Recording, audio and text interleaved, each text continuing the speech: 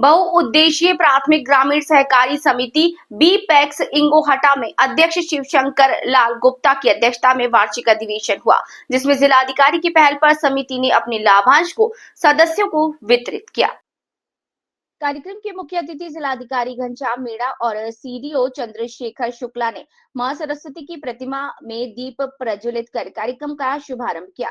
जिलाधिकारी की प्रेरणा से समिति की बैठक में पहली बार सभी पात्र सदस्यों को 10% लाभांश देने का प्रस्ताव पारित किया गया।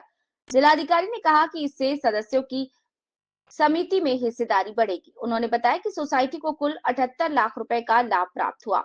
इसमें नियमानुसार सभी कटौतियां होने के बाद लाभांश का 8,56,000 समिति के अंशधारकों में वितरित किया गया। इसमें बकायादारों को लाभांश नहीं मिलेगा। जिलाधिकारी ने समिति के सदस्यों को लाभांश प्राप्त करने की बधाई देते हुए कहा कि इससे किसानों की आमदनी बढ़ेगी और विकास होगा और किसान आर्थिक रूप से सुदृढ़ होंगे।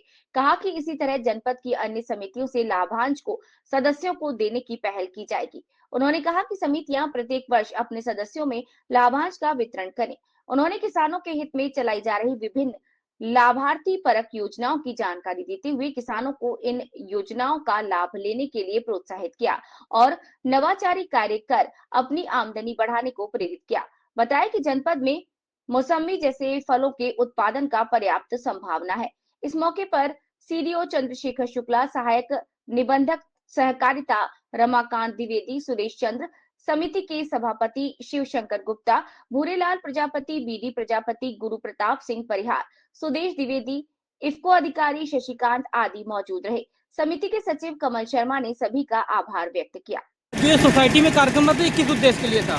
देखिए, इंगोटा जो सोसाइटी है, कोऑपरेटिव सोसाइटी, उसके अंतर्गत एक कार्यक्रम रखा गया है।